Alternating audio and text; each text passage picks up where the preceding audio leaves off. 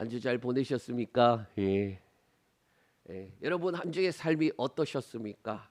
지난주에 우리가 절대적 만족 지수, 그러니까 어떠한 상황에도 내가 만족할 수 있는, 그런데 그 지수라는 말이 붙으면 어떻게 됩니까?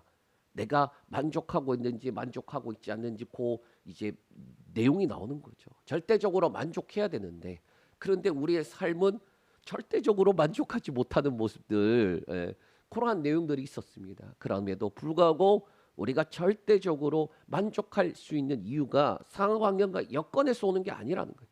하나님께서 우리에게 먼저 주신 은혜, 그 은혜로 말미암아 절대적으로 우리는 만족하다라고 고백할 수 있는 이유라고 이야기를 했습니다. 그 내용들이 구원의 은혜에 절대적으로 우리는 만족할 수밖에 없다. 자, 다른 건 다 잊어버리고 또 빼앗긴 건 다 빼앗긴다 해도 우리는 감사할 수 있는 유일한 근거가 뭐다? 우리에게 주신 구원의 은혜. 우리가 죄인 되었을 때에 뭐 하셨어요? 우리를 사랑하신다는 것을 예수 그리스도를 통하여서 확증을 시켜 주셨습니다. 그게 로마서 5장 8절인데 우리 한 번 더 같이 말씀 읽겠습니다. 시작.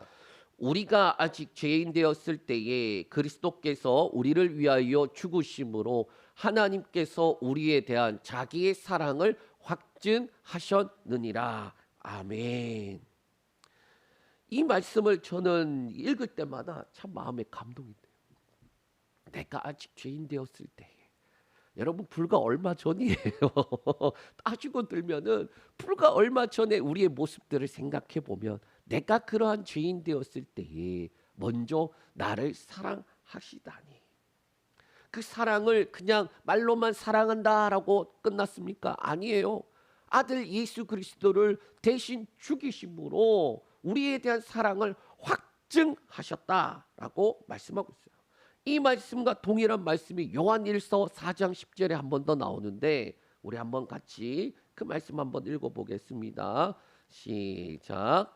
사랑은 여기 있으니 우리가 하나님을 사랑한 것이 아니요 하나님이 우리를 사랑하사 우리 죄를 속하기 위하여 화목제물로 그 아들을 보내셨음이라. 아멘. 죄인이 하나님을 사랑할 수 있습니까? 아니요. 죄인은 하나님을 사랑할 수 없어요. 죄인은 자신의 처지도 몰라. 어떻게 되는지. 이렇게 살다가 어떻게 되는지 몰라요. 그게 모르니까 죄인입니다. 영원한 죽음 앞에서 아무것도 할 수 없이 살아가다가 끝내 결국 죽음을 맞이할 수밖에 없는 존재. 죄인으로 나서 죄인으로 살다가 그리고 죄인이 맞이해야 할 영원한 죽음밖에 없는 존재. 그래서 하나님께서 사랑이라고 말씀하시고 어떻게 합니까? 우리의 죄를 속하기 위해서 화목 제물로 그 아들을 보내셨다라고 말씀하고 있는 거예요.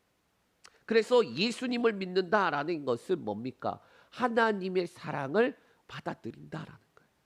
저는 늘 그런 이제 어릴 적에 그랬던 것 같아요. 아, 이 세상에서 아무도 날 사랑하지 않아. 부모님이 저 사랑하시겠죠. 근데 경상도 두 분, 아주 무뚝뚝하셔요. 그리고 또 제 자신을 볼 때도 늘 이렇게 불만족스러운 거예요. 나는 왜 이것도 못하죠? 저것도 못하죠. 나도 나 사랑 안 해. 그런데 어느 날 제가 만난 예수님은 나를 너무나도 사랑하시는 거예요. 이런 나를 사랑하십니까? 이런 나를 사랑하십니까? 그런데 그 사랑을 받아들이는 건 우리 몫인 거예요. 아무리 사랑한다고 말을 하면 뭐합니까? 안 받아들이면은 그 사랑을 누릴 수 없는 거예요. 하나님께서 먼저 우리를 사랑하셨어요. 그 사랑을 받아 누리는 사람이 뭡니까? 복음의 그 은혜를 누리고 살아가는 거예요. 그것을 그래서 은혜다라고 말씀하고 있습니다. 최근에 말이 많은 뉴스 하나가 있어요. 인천 영흥도에 안타까운 일이 하나 있었습니다. 뭐냐? 이재석 경장이라는 이 경찰인데 새벽 2시쯤에 이제 드론을 통해서 그쪽을 순찰을 하는 것 같아요. 왜냐하면 북쪽이 가까이 있으니까. 그런데 저쪽에서 웬 사람이 갯벌에 있다라는 그 이제 보고를 받고 현장으로 출동을 했습니다. 그랬더니 갔더니 3시쯤 되었을 때에 다친 A 씨를 구조를 해요. 그때가 허리에 물이 찰 정도로 이렇게 물이 들어왔었답니다. 갯벌에.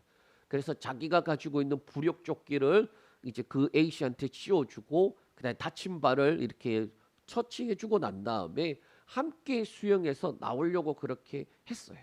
그런데 A 씨는 큰 부상 없이 다행히 구출이 되었습니다. 그러나 문제는 이 이재석 경장은 결국에는 심정지 상태로 나중에 발견되었어요. 댓글에 사람들이 이렇게 말합니다. 쓸데없는 70대 중국 노인. 그 노인 때문에 젊은 사람이 죽었다. 그래서 반중 정서와 함께 분노가 많은 글들이 나오더라고요. 여러 상황들이 있어서 조사를 하고 있어요. 아니 뭔 그 시간에 가서 그걸 뭘 하겠다고. 그러나 젊은 사람들 입장이 안타까우니까. 자, 그런데 여기서 우리가 말하고 싶은 거는 뭐냐? 70대 A씨가 30대 이 젊은 경찰로부터 구출을 받았어요. 그러면 대신 죽어야 되는 사람이 안 죽고 대신 다른 사람이 죽음을 맞이했다라면 그의 삶이 어떻게 해야 되겠느냐라는 거예요. 많은 사람들이 뭐 그 상황을 두고 안타까운 젊은이 희생되고 중국 사람 살리려고 그 노인 살리려고 그 뭐 하는지도 모르는 그 사람 살리려고 그랬냐 이렇게 분노하고 있지만은 우리가 집중해야 될 것은 뭐냐? 여러 상황들은 잘 모르지만 그 죽었다가 다시 살아난 사람 대신 나 때문에 죽은 그 젊은 안타까운 희생을 맞이했던 그 사람이 어떻게 살아야 되겠는가? 만약에 그런 큰 희생을 그 사람이 값어치 없게 여기고 살아간다라면 우리는 정말 비난할 수밖에 없을 거예요. 적어도 저와 여러분들은 그 뉴스를 보면서 우리 자신을 봐야 돼요. 손가락질하기 전에 우리 자신을 봐야 돼. 예수님께서 십자가에서 죽으심으로 우리가 의롭다함을 얻었어요. 예수님께서 십자가에 죽으심으로 죄와 사망의 권세를 끊어버리셨어요. 그러면 우리는 어떻게 살아야 하겠는가?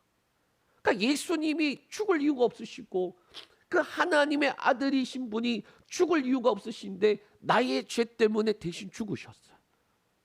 그리고 내가 생명을 얻었는데 그러면 우리의 삶은 어느 정도 가치만큼 살아야 되겠어요? 예수님의 가치만큼 살아야 되지 않겠습니까? 자, 그 내용이 바로 오늘 같이 나눌 말씀이에요. 제목을 어떻게 졌느냐? 절대적 새 생명 지수. 그러니까 예수 그리스도로 말미암아 새 생명을 얻었는데 그 새 생명 가치만큼 우리는 살아가고 있는가? 그 지수를 나눠보면 당신은 예수 그리스도 당신 때문에 저와 여러분 때문에 대신 죽으신 그 예수 그리스도 그분의 가치만큼 살아가고 있으십니까? 그 제목인 거예요. 우리 한번 같이 말씀을 통해 살펴보겠습니다. 우리 6장 1절 2절 말씀 우리 같이 읽겠습니다. 자, 시작. 그런즉 우리가 무슨 말을 하리요? 은혜를 더하게 하려고 죄에 거하겠느냐? 그럴 수 없느니라. 죄에 대하여 죽은 우리가 어찌 그 가운데 더 살리요? 아멘. 여러분 이 1절 2절 말씀은 사실 5장에 있는 맨 뒷부분과 연결이 돼요. 그럼 5장에 있는 맨 마지막 절이 뭡니까? 우리 한번 볼까요? 5장 20절 21절 시작. 율법이 들어온 것은 범죄를 더하게 하려 함이라. 그러나 죄가 더한 곳에 은혜가 더욱 넘쳤나니 이는 죄가 사망 안에서 왕 노릇한 것 같이 은혜도 또한 의로 말미암아 왕 노릇하여 우리 주 예수 그리스도로 말미암아 영생에 이르게 하려 함이라. 아멘.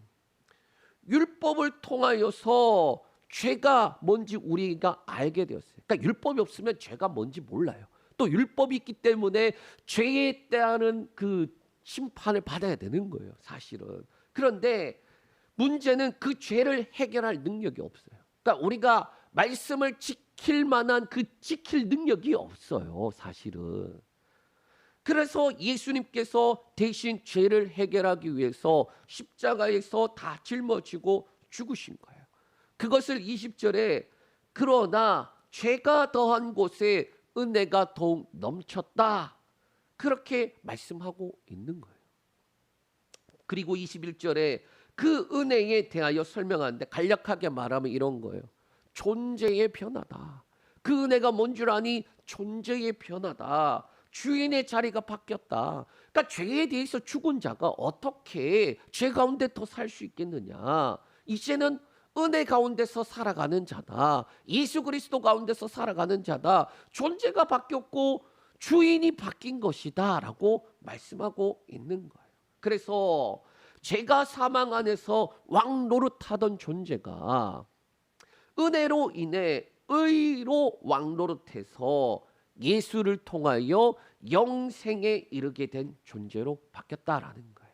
쉽게 말하면 죄 아래 있던 사람이 죄 가운데서 결국 죽어서 영원한 죽음에 맞이해야 되는 존재였는데, 예수 그리스도가 대신 죽으셔서 우리가 예수 그리스도로 말미암아 영생에 이르게 된 존재가 되었다. 그렇기 때문에 1, 2절에 은혜를 더하게 하기 위해서 어떻게 죄 가운데 거하겠느냐, 그렇게 말씀하는 거예요. 그러니까 너희가 죄인이었을 때에 그렇게 큰 은혜를 주셨는데, 그것을 생각한다면 하나님 안에서 영생을 가진 그 새 생명을 얻은 사람이 은혜를 더하기 위해서 어떻게 죄 가운데 들어가겠느냐. 바꿔 말하면 그리스도인 새 생명을 가진 사람들은 더 이상 그렇게 살면 안 되는 거야 라고 말씀하는 거예요. 그리스도인들이 어떻게 살아야 하는지 명확하게 보여주는 질문입니다. 은혜를 더하기 위해서 죄 가운데 들어갈 거야? 그럴 수 없다. 더 이상 죄 가운데 살아갈 수 없다. 왜? 죄에 대하여 죽은 우리가 어찌 그 가운데 살아가리요? 라는 거예요. 왜 능력이 없이 살아갑니까? 그리스도인들이 아니 예수 믿었어, 구원받았어, 그런데 천국은 저 멀리 있고 인생을 살아가는데 예수 믿기 전이나 예수 믿고 난 다음이나 똑같이 살아간다면 되겠느냐. 당신이 예수 믿기 전의 삶과 예수 믿고 난 다음의 삶은 껍데기는 똑같을지라도 전혀 다른 존재인데, 적어도 누가 대신 죽으셨어요? 예수가 대신 죽었는데 새 생명을 얻었는데 어떻게 죄 가운데 살아가니? 그 이야기를 하고 있는 거예요. 왜 능력이 없냐? 알지 못하고 알아도 믿지 않기 때문이다 라고 말씀하고 있어요. 그리스도이니까 제가 이제 예수님 만나고 많이 바뀌었거든요. 예수님을 제가 이제 모태신앙으로 자랐지만 초등학교 4학년 때 이제 그때는 이제 구원의 확신을 얻었던 것 같아요. 아, 이렇게 살면은 지옥 간다. 예수님 믿어야 되겠다. 그랬고, 그리고 난 다음에 고등학교 2학년 때에는 그 예수님을 인격적으로 이렇게 만나서 삶의 변화가 있었어요. 그러니까 최고로 이렇게 지금은 말을 잘 못하는 편이에요. 제가 말을 얼마나 제가 잘했는데 근데 그 말이 다 쓸데기 없는 말, 말장난들, 욕하는 것들. 그런데 예수님을 만나고 나니까 이 말하는 게 싫은 거예요. 말을 하면은 쓸데없는 말들, 친구들 남고니까 욕하는 것들. 그러니까 말 안 하고, 그 다음에 눈으로 또 죄지으니까 눈 감고, 귀로 죄지으니까 귀 닫고, 그러고 죄 안 지으려고 노력을 하는 거예요. 자, 죄를 짓지 말아야 돼. 그리스도인이니까 죄를 짓지 말아야 돼. 제가 예수님을 인격적으로 만나서 이제는 죄를 짓지 않고 주님 기뻐하시는 삶 살겠습니다 했는데, 사람의 노력으로 한계가 있더라. 제 결론은 어떻게 되느냐? 눈 닫고 입 막고 귀 막고 그러면 죄 안 짓겠거니 했는데 아니에요. 마음으로 죄를 져. 그래서 제가 산 속에 가면은 죄를 안 짓겠구나 했는데 아니요. 혼자 있어도 죄져요. 아무도 없어도 죄져요. 그러니까 그렇게 해서 죄를 안 지는 게 아니라 복음을 모르니까 죄에 대해서 죽었고 하나님께 대해서 살았다. 우리의 존재가 그러한 존재다라는 걸 모르니까 알지 못하니까 아니 알아도 믿지 못하니까 여전히 죄를 안 지어야 돼라는 쪽으로 간다라는 거예요. 그리고 우린 그것을 경건이라고 부르면서 자기 학대와 자기 비난을 해요. 너는 왜 그렇게 큰 생명 얻었다며 그런데 왜 넌 또 죄 짓고 살아가니? 그러니까 저는 그랬어요. 근데 복음은 그게 아니에요. 복음은 성경에 어떻게 말하느냐? 믿음으로 구원을 받았다면 믿음으로 새로운 존재가 되었음을 먼저 믿으라라고 시작을 하고 있어요. 그러니까 우리가 구원 또 믿음으로 받았잖아요. 그러면 우리에게 주어져 있는 이 삶의 그리스도인의 삶도 동일하게 믿음으로 출발하는 거예요. 그 능력도 믿음으로 출발하는 것이지 구원받았으니까 내가 이렇게 해야 돼. 안 돼요. 믿음으로 출발하라. 성경이 말씀하고 있어요. 우리 같이 한번 볼 텐데 새로운 존재는 어떤 존재를 말하느냐? 그리스도와 연합된 존재다. 그렇게 말씀하고 있어요. 우리 3절, 4절 말씀 읽겠습니다. 자, 시작. 무리 그리스도와 예수와 합하여 세례를 받은 우리는 그의 죽으심과 합하여 세례를 받는 줄을 알지 못하느냐. 그러므로 우리가 그의 죽으심과 합하여 세례를 받음으로 그와 함께 장사되었나니 이는 아버지의 영광으로 말미암아 그리스도를 죽은 자 가운데서 살리심 같이 우리 또한 새 생명 가운데서 행하게 하려 함이라. 아멘. 자, 성경이 뭐라고 말합니까? 예수 그리스도와 연합. 이 세례라는 것을 통하여서 우리가 예수 그리스도와 연합이 되었다. 그래서 그 예수 그리스도와 합하여 세례를 받은 자, 합하여진 자, 이 합하다라는 게 뭐냐? 헬라어로 에이스라는 단어인데 그 안으로 들어가다라는 거예요. 그 안으로 들어가.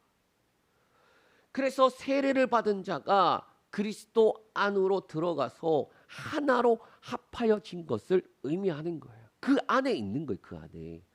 그러면 그리스도와 합하여 연합되었다라는 그 말씀의 의미가 뭡니까 도대체? 첫 번째로 그의 죽으심과 합하여짐이다라고 말씀하고 있어요. 예수님께서 십자가에 죽으실 때에 우리도 예수님과 함께 죽었다라는 말씀인 거예요. 이 말씀이 믿어져야 돼. 그러니까 예수님께서 십자가에 죽으시고 나는 별도로 있고 그걸 믿었다 이 개념이 아니라 예수님께서 십자가에서 죽으심은 우리가 예수 그리스도와 함께 연합되어졌기 때문에 그의 죽으심이 우리도 그와 함께 죽으심이다라고 말씀하고 있어요. 그리고 이것은 죄에 대해서 죽은 것을 의미하는 거예요. 죄에 대해서 죽었다. 죄에 대해서 죽었다는 것이 뭐냐? 더 이상 죄의 권세와 지배력에서 해방되었다라는 거예요. 그러니까 예수 그리스도와 함께 죽었어. 그 말은 죄의 권세가 우리를 어떻게 할 수 있는 능력이 없다라는 거예요. 자, 그런데 안 믿어. 알지 못해. 권세가 없는데 우리가 예전에 어떤 사람이었어요? 죄의 종이었잖아요. 그러니까 권세가 없는데도 죄의 종이었기 때문에 어떻게 하느냐? 말씀을 알지 못하고 안 믿으니까 권세 없는 자가 우리를 어떻게 하는 거예요? 부린다라는 거예요. 자, 말씀을 조금 더 쉽게 설명 한번 드릴게요. 이스라엘 백성들이 애굽에서 종살이를 했어요. 그리고 출애굽을 했습니다. 그 광야에 있는 시간들을 한참 시간을 보내는데 그 시간에서 하는 주된 목적이 뭐냐? 종의 습성을 빼내는 거예요. 종의 습성을 빼내는 거예요. 430년간 애굽에서 있으면서 종살이를 하도 하니까 얘네들이 신분이 종으로서 살아가는 거예요. 근데 그 권세가 애굽에나 있을 때나 종이었지. 그렇지 않습니까? 나왔잖아요. 그러면 어떻게 됩니까? 하나님의 백성인데 근데 자꾸 종처럼 살아간단 말이에요. 예? 이해가 되시죠? 똑같아요. 그리스도인들도 예수 그리스도를 내가 믿습니다. 그분과 함께 내가 죽었습니다. 그 고백을 하면은 죄의 종이었던 사람이 이제 신분이 뭐라는 거예요? 예수 그리스도와 함께 죽었기 때문에 죄의 권세와 영향력이 우리를 지배하지 못한다라는 것을 알고 믿고부터 출발하는 거라는 거예요. 근데 안 믿으니까 아니 권세도 없는 것들이 예? 그렇지 않나요? 거기에 권세가 있는 줄 알고 따라간다. 자, 그리고 두 번째는 뭐냐? 성경은 그래서 예수 그리스도와 연합한 순간에 즉시 그 문제가 해결되고 옛사람은 죽었다라고 말하고 있어요. 두 번째는 그리스도와 함께 장사되었다가 부활했다. 장사되었다가 부활했다. 다시 살았다. 함께 장사되었다라는 말은 뭐냐? 죄의 권세 아래서 살아가던 사람이 죄 가운데서 완전히 묻혀서 완전한 죽음이다. 그러니까 완전히 죽었는데 자꾸 거기에 따라가려고 하지 마. 근데 이게 죄에 대한 죽음만 의미하는 게 아니라 이 장사됨이 있어야지 뭐가 있느냐? 다시 살아남이 있는 거예요. 예수 그리스도와 함께 죽고 그와 함께 무덤에 머무는 그것이 있어야지 뭐냐? 다시 살아남이 있는 거예요. 새 생명으로 나아가기 위한 목적으로서 성경이 말씀하고 있어요. 장사되고 다시 부활했다. 죽음이 목적이 아니다. 뭐가 목적이다? 부활이 목적인 거예요. 자, 그러니까 제가 계속 뭐라고 말합니까? 예수님을 믿고 죽으면 천국 간다. 끝. 이게 그래 이렇게 아시죠? 뭔 말인지. 예? 뭔 말입니까? 틀린 말은 아니지만은 거기서부터 출발을 해야지 거기서 끝내버리면 안 된다라는 거예요. 성경이 지금 말씀하고 있는 것도 죽음이 목적이 아니라 부활로 나아가기 위한 죽음이다라는 거예요. 그래서 복음은 십자가와 부활을 세트로 말하지 않으면 안 된다. 예수 믿으면 예수 믿어 죽으면 천국 간다. 끝. 예? 그러면 빨리 가야지. 차라리 빨리 가야지. 그게 아니라 왜 이 인생 가운데 우리를 남겨두셨는가? 예수의 생명이 우리로 말미암아 이 땅 가운데서 나타나는 그 삶을 위해서다라는 거예요. 예수께서 죽은 자 가운데서 다시 살아난 것처럼 우리도 새 생명 가운데서 살아가기 위해서다. 그렇게 말씀하고 있는 거예요. 요거를 조금 더 구체적으로 말하면 어떻게 되느냐? 이렇게 됩니다. 5절에서 7절까지 말씀 읽겠습니다. 자, 시작. 만일 우리가 그의 죽으심과 같은 모양으로 연합된 자가 되었으면 또한 그의 부활과 같은 모양으로 연합한 자도 되리라. 우리가 알거니와 우리의 옛사람이 예수와 함께 십자가에 못 박힌 것은 죄의 몸이 죽어 다시는 우리가 죄에게 종노릇하지 아니하려 함이니 이는 죽은 자가 죄에서 벗어나 의롭다 하심을 얻었음이라. 아멘. 자, 5절에 보니까 같은 단어가 두 번 나와요. 뭐냐? 같은 모양으로. 같은 모양으로.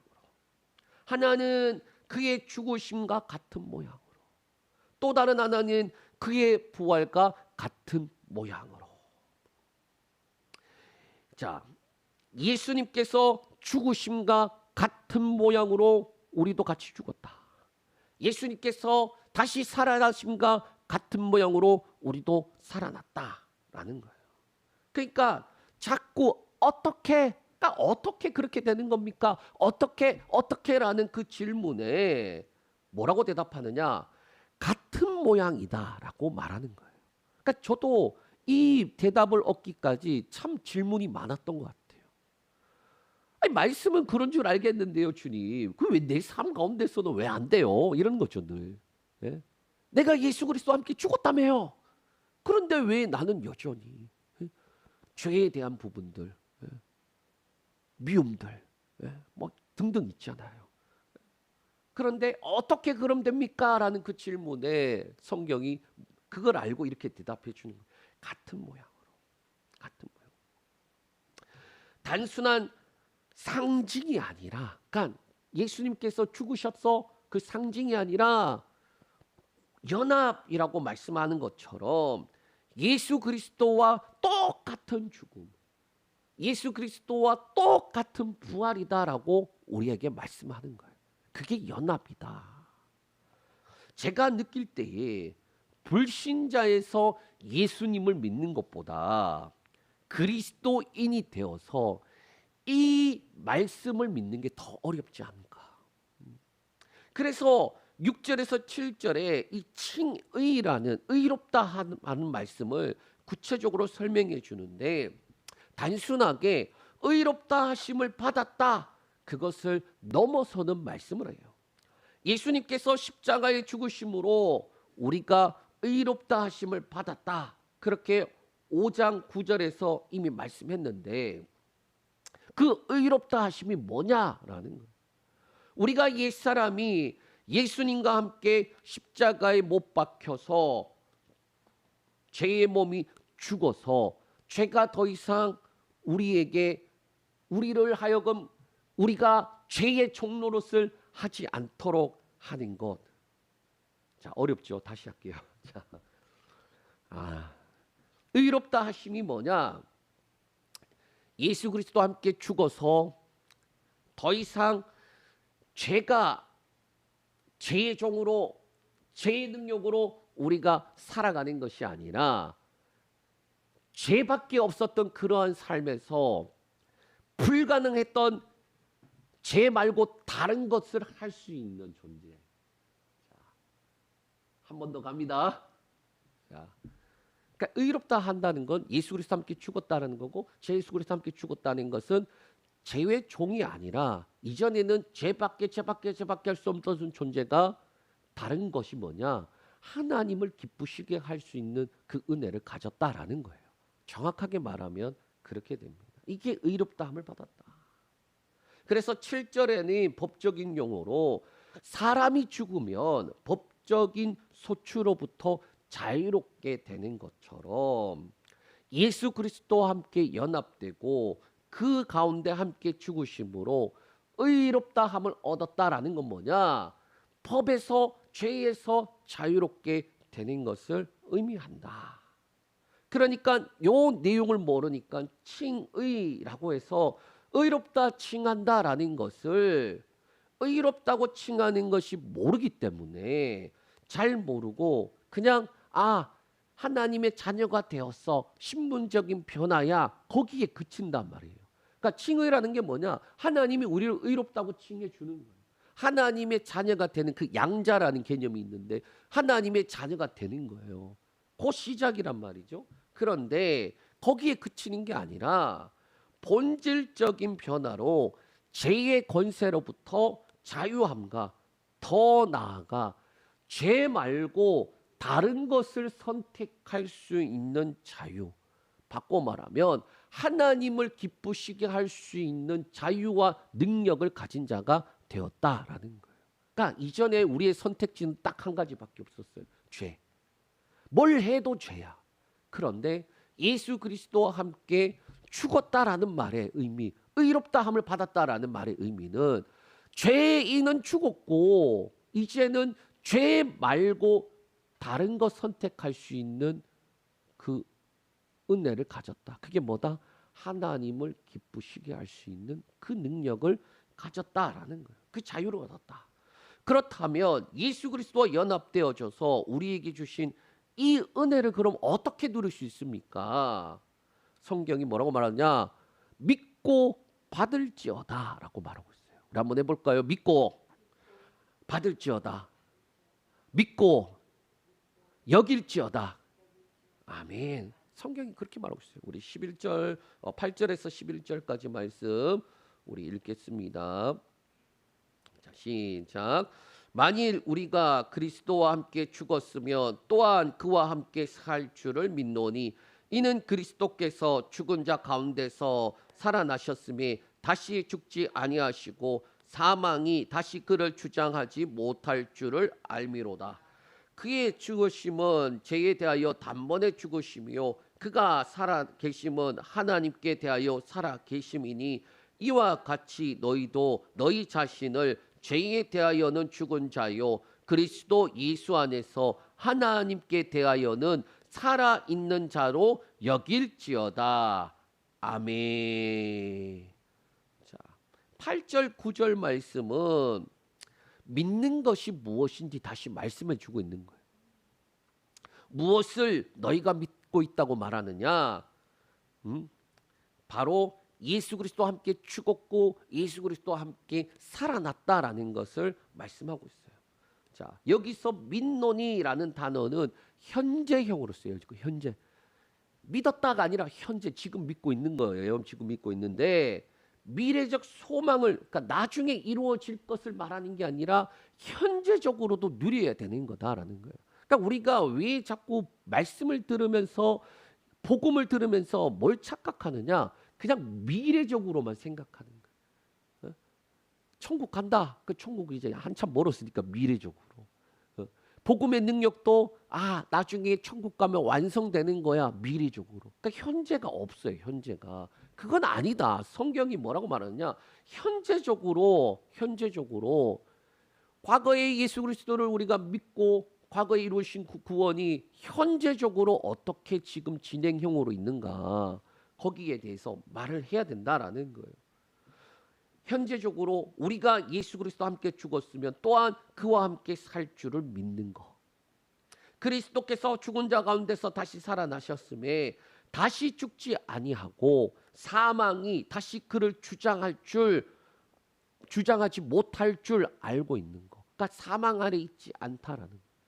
죄의 권세가 죄의 능력이 나를 주장할 수가 없다라는 것을 믿는 거예요. 믿고 아는 것이 무엇인지 명확하게 말씀하고 있는 거예요. 그러면 이것을 믿고 알고 있다면 그럼 어떻게 해야 됩니까? 그래서 11절의 시작이 이렇게 되는 거예요. 이와 같이 앞서 나온 그리스도 예수 가운데서 죽음과 부활의 원리를 어떻게 하라는 거냐? 이와 같이 현재적 그리스도인의 삶에서 적용하라는 거예요. 너가 어떻게 은혜를 받았고 구원을 받았고 그 능력이 무엇인 줄 이제 안다라면 현재 네가 살아가고 있는 삶 가운데서 그 능력이 나타나는 삶을 살아라라고 현재적인 거다라고 말씀하고 있는 거예요. 그리고 나서 명령하는 게 뭡니까? 죄에 대해서는 죽은 자다. 그리스도 예수 안에서 하나님께 대하여서는 살아있는 자로 여길지어다 라고 말하는 거예요. 믿어야 되는 거예요. 믿고 그러고 난 다음에 죄가 다가올 때에 죄에 대해서 난 죽은 자다라고 선포하고 그러고 난 다음에 하나님께 대하여 나는 살아있는 자입니다라고 여길지어다라고 말하는 거예요. 그리스도인의 정체성이 무엇이란 말합니까? 죄에 대해서 죽은 자, 하나님께 대해서는 살아있는 자예요. 그리고 그것을 현재의 삶에서 선포해야 돼요. 우리의 정체성이 명확해야 돼요. 그런데 정체성이 불분명해.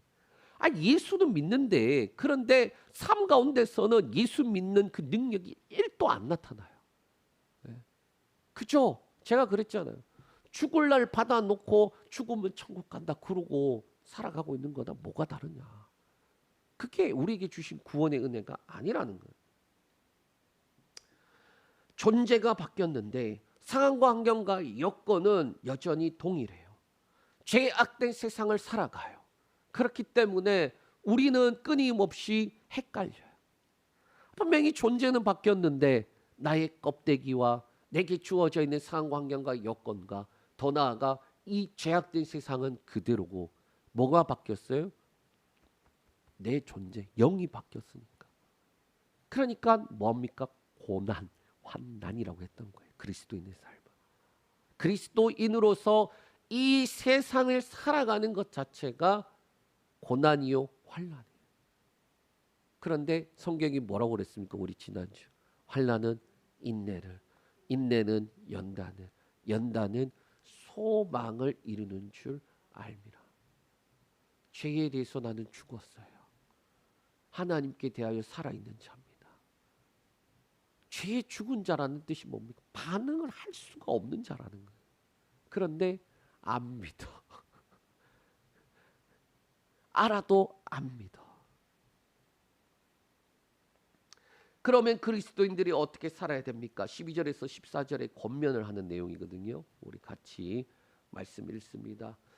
그러므로 너희는 죄가 너희 죽을 몸을 지배하지 못하게 하여 몸의 사욕을 순종하지 말고, 또한 너희 지체를 불의의 무기로 죄에게 내주지 말고, 오직 너희 자신을 죽은 자 가운데서 다시 살아난 자 같이 하나님께 드리며 너희 지체를 의의 무기로 하나님께 드리라. 죄가 너희를 주장하지 못하리니 이는 너희가 법 아래 있지 아니하고 은혜 아래 있음이라. 아멘. 불의의 무기로 죄에게 내어주는 것이 아니라 의의 무기로 하나님께 드리는 삶이다. 저와 여러분이 존재 자체로만으로도 하나님께 기쁨이에요. 존재 자체만으로도. 그런데 거기서 더 나가야 돼요. 그리스도인의 삶에 있어서 그리스도인이 되었고, 그러면 건강하게 자라가야 돼요. 끊임없이 우리가 말씀과 기도로 자라가야 돼요. 그리고 성숙해져야 돼요. 저는 말씀 가운데 계속해서 제가 믿고 있는 것 중에 하나가, 주님이 포도나무고 내가 그 가지인데 주님 안에 있으면은 많은 열매를 맺을 수밖에 없는데, 떠나면 어떻게 됩니까? 가지가 그 나무를 떠나면 불에 던져져 없어질 뿐이에요. 절대로 열매 맺을 수 없어요. 그 말은 내가 예수 그리스도 안에만 있으면 어떻게 되는 거예요? 그분으로부터 끊임없는 영양분을 통하여서 시간이 지나면 자라고, 또 시간이 지나고 때가 되면은 뭐 합니까? 많은 열매를 맺는 거예요. 뭔가 이렇게 내가 막 해야 돼? 아니요. 성경은 네가 누군지 명확하게 알고, 그리고 그렇게 믿고, 그리고 여길지어다까지 말하고 있어요. 근데 우리는 몰라. 알아도 안 믿어. 19절에 불법의 무기가 아닌 의의 무기로 우리는 드리는 삶을 살도록 부름을 받았어요. 자, 여기서도 이렇게 말합니다. 오직 너희 자신을 죽은 자 가운데서 다시 살아난 자 같이. 그러니까 우리가 자꾸 잊어버리면 안 되는 게 뭐다? 내가 죽었다라는 거. 예수 그리스도와 함께 죽었다라는 거. 그리고 다시 살아났다라는 걸 자꾸 잊어버려요. 다시 살아났다라는 거. 새 생명을 얻었다라는 거. 그것을 잊어버려요. 그러니까 그 새 생명이 얻은 자의 삶을 살아가지 못하는 거예요. 이전과 다른 삶을 살아야죠. 아까 그랬잖아요. 우리가 사람인데 최근에 그 뉴스를 보면서 일반 사람들은 젊은이가 죽었으니까, 또 그 노인뿐만 아니라 중국 사람이니까, 게다가 가치 없는 그 일에 희생됐으니까 그런 거에 대한 분노들이 있단 말이에요. 하물며 세상 사람들도 그런데 예수 그리스도가 대신 죽으시고 그분과 함께 살아남으로 새 생명을 얻었다라면 우리의 가치는 얼마나 더 해야 되겠느냐라는 거예요. 새 생명을 얻은 자답게 살아가야 되지 않겠느냐. 그 이야기를 계속 말씀하는 거예요. 너희가 어떤 존재인 줄 아니? 죽었다가 다시 살아난 자 아니? 새 생명을 얻은 자 아니니? 예수님이 무려 죽으시고 살리신 자 아니니? 그 이야기를 하는 거예요. 그걸 자꾸 잊어버리니까 너희가 죄 가운데 살아간다. 그 이야기를 하는 거거든요. 자, 그래서 12절에 너희의 죄가 너희 죽을 몸을 지배하지 못하게 하여 몸의 사욕에 순종하지 말라. 왜? 예수 그리스도와 함께 죽었고 예수 그리스도와 함께 살아난 새 생명 얻은 자니까. 그런데 죄가 죽을 몸에 지배하게 내어두게 하고 몸의 사욕에 순종하면서 우리가 살아간다면 되겠나? 아니, 절대로 그럴 수 없다. 13절에 불의의 무기로 죄에게 내주지 마라. 불의로 불법의 무기가 되지 마라. 그 대신에 죽은 자에서 다시 살아난 자처럼 하나님께 드리는 삶을 살아. 그리고 법적으로도 14절에 죄가 너희를 주장하지 못한다. 그 이유는 뭐냐? 너희가 법 아래 있지 않고 은혜 아래 있기 때문이다. 아멘. 은혜 아래. 율법 아래 있으면 어떻게 됩니까? 모든 사람이 죄를 범하였으니까 하나님의 영광에 이를 수가 없어요. 그런데 은혜 아래 있기 때문에 하나님의 사랑과 예수 그리스도의 십자가의 죽으심과 부활하심과 성령의 증거하심으로 죄의 무기가 아니라 의의 무기로 하나님 앞에 드려질 수 있는 삶을 살아갈 수 있다. 말씀을 정리합니다. 우리는 은혜를 받았다고, 그래서 그 은혜로 구원을 받았다라고 고백한다라면 그리스도인의 현재의 삶에도 뭐가 나타나야 돼요? 그 은혜가 동일하게 나타나야죠. 그 생명이 동일하게 나타나야죠.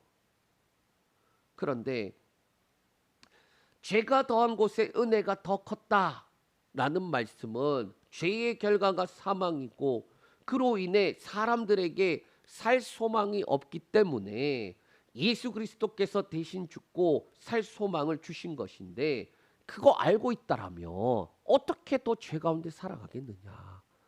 새 생명을 받았다라면 어떻게 또 죄 가운데 살아가겠느냐? 옛사람이 예수와 함께 죽었고 예수와 함께 다시 사람을 얻은 자로서 새 사람이 되었다라면 어떻게 죄 가운데 살아가겠느냐? 분명 우리는 살아가면서 수많은 죄를 짓고 살아가요. 분명히 내가 하나님의 자녀인데 어떻게 구원을 받았는데, 날 위해 십자가에서 고난과 고통 당하시고 죽으셨는데 왜 나는 여전히 죄 가운데서 육신의 종력, 안목의 종력, 이생의 자랑 가운데서 살아가는가? 이 질문에 죄 많은 땅에서 우리가 사니까 어쩔 수 없이 나도 죄 짓고 살아간다, 그렇게 고백하면 됩니까? 아니, 세상에 죄 지을 거리가 많으니까 나도 뭐 어쩔 수 없이 죄 짓고 살아가요, 그렇게 말하면 된다? 아니다. 그것은 복음을 모르기 때문이다. 십자가와 부활을 안다면 이렇게 말할 수가 없죠. 오히려 나는 예수 그리스도와 함께 죽고 예수 그리스도와 함께 살았다. 그러니까 죄와 그리고 수많은 것들이 우리에게 몰려올 때에 우리는 계속 내 정체성이 무엇인지 선포해야 돼. 나는 예수 그리스도와 함께 죽었고 예수 그리스도와 함께 살았다. 나는 죄의 영향력이 있는 사람이 아니라 의의 영향력이 있는 사람이다. 선포하는 거예요.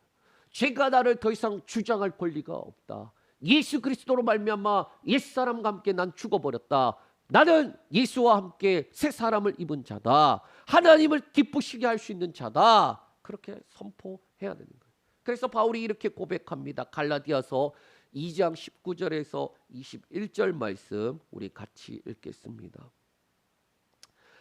내가 율법으로 말미암아 율법에 대하여 죽었나니 이는 하나님에 대하여 살려 함이라. 내가 그리스도와 함께 십자가에 못 박혔나니 그런즉 이제는 내가 사는 것이 아니요 오직 내 안에 그리스도께서 사시는 것이라. 이제 내가 육체 가운데 사는 것은 나를 사랑하사 나를 위하여 자기 자신을 버리신 하나님의 아들을 믿는 믿음 안에서 사는 것이라. 내가 하나님의 은혜를 패하지 아니하노니 만일 의롭게 되는 것이 율법으로 말미암으면 그리스도께서 헛되이 죽으셨느니라. 아멘. 19절에도 동일하게 말하죠. 예수 그리스도와 함께 십자가에 죽었다는 것은 율법으로 말미암아 율법에 대해서 죽은 거다. 죽었다라는 거. 그리고 십자가의 죽으심은 죽음으로 끝내기 위한 것이 아니라 다시 살리심을 얻기 위한 것이다 라고 말씀하고 있어요. 그게 하나님께 대하여 살려 함이다. 로마서에서 말한 그 내용이에요. 그렇기 때문에 이런 그리스도인은 어떻게 사는 것이다? 내가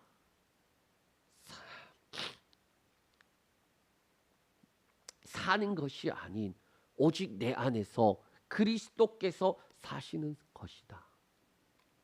새 생명을 얻었다라는 건 내가 사는 게 아니라 내 안에 예수께서 사시는 것이다. 이 몸뚱아리를 들고 죄악 가득한 세상을 살아가는 것, 나를 사랑하사 나를 위하여 자기 자신을 버리신 하나님의 아들을 믿는 믿음 안에서 살아가는 것이다. 그러니까 저와 여러분들이, 저는 가끔 이제 힘들면 그런 기도를 해요.